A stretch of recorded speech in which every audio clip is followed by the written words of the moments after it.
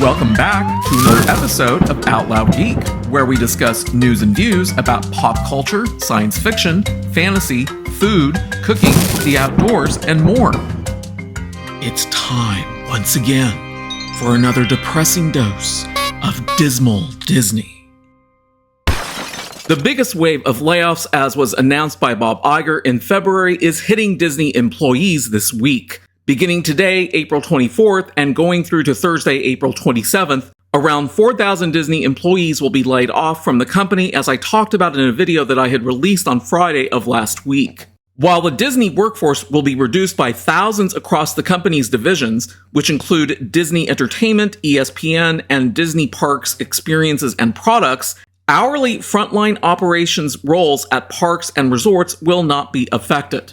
And it's important to point out that there will still be more layoffs to come after this week, with a third and final wave of cuts expected to begin ahead of the summer, which will bring the Mouse House to its 7,000 layoffs target, which represents 3.2% of Disney's total headcount of about 220,000 worldwide as of August 1st, 2022. Details regarding specific departments and positions affected by the layoffs will come throughout the week. In a memo sent out to staff on Monday, co-chairman of Disney Entertainment Alan Bergman and Dana Walden said, "These are hard decisions and not ones we take lightly. But every decision has been made with considerable thought, and we are doing everything we can to make sure this process is conducted with respect and compassion.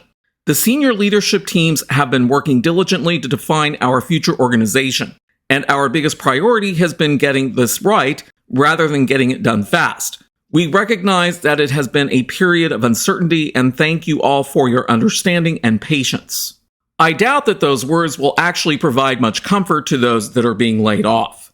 Disney had first announced its sweeping layoff plan in February, as I had talked about in a video that I had released at the time, which was soon after Bob Iger had returned as CEO upon the ousting of Bob Chapek. Iger was quick to implement a cost-saving strategy with the first round of staff reductions that began on March 27th. The second round of layoffs that begins today is said to include several thousand more staff reductions than the first wave. The layoffs are part of Disney's efforts to achieve about $5.5 billion in cost savings. Of that, $2.5 billion represents non-content costs, including labor costs, and $1 billion of these targeted cost reductions were already underway in February, Iger said. Disney is aiming for an annualized reduction of $3 billion in non-sports content costs that are expected to be realized over the next several years, Disney CFO Christine McCarthy said. And as I had said in a video that I had released about Kathleen Kennedy unexpectedly announcing 3 new Star Wars movies at the European Star Wars celebration that was held in London earlier this month, those movie announcements are in stark contrast to what Bob Iger had said about the massive amount of cost-cutting that the company is now undertaking. Even the trades were skeptical about her announcements. And I will reiterate my empathy for the employees who are being laid off this week, as I have experienced being laid off myself and know what it feels like firsthand, and it's not pleasant.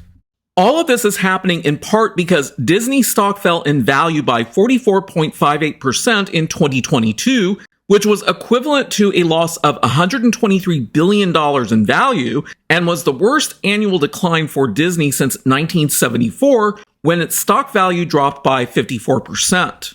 And this is also part of the reason why Disney's board fired Bob Chapek last November and brought back Bob Iger as CEO, as I had reported in a video that I had released at the time. Then there was also the controversy over Disney's public stance over Florida's so-called Don't Say Gay bill, as made by then CEO Bob Chapek, as well as animated movies like Lightyear and Strange World that were released last year, both flopping massively in theaters. And one of the contributing factors that led to those movies flopping was Disney's insistence on inserting woke content in virtually every form of entertainment that they produce.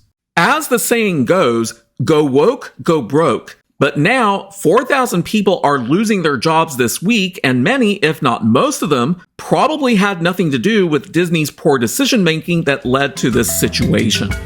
Thanks for watching today, and a huge thanks to everyone who has subscribed to our channel. We appreciate your support. If you enjoyed this video, please press the like button, and please feel free to share a comment. If you'd like to see more of our videos in the future and help support this channel, please press the red subscribe button, and please press the bell to receive notifications for new content. You can also find us on Facebook and Twitter by clicking on the links in the description. Until next time, this is Out Loud Geek.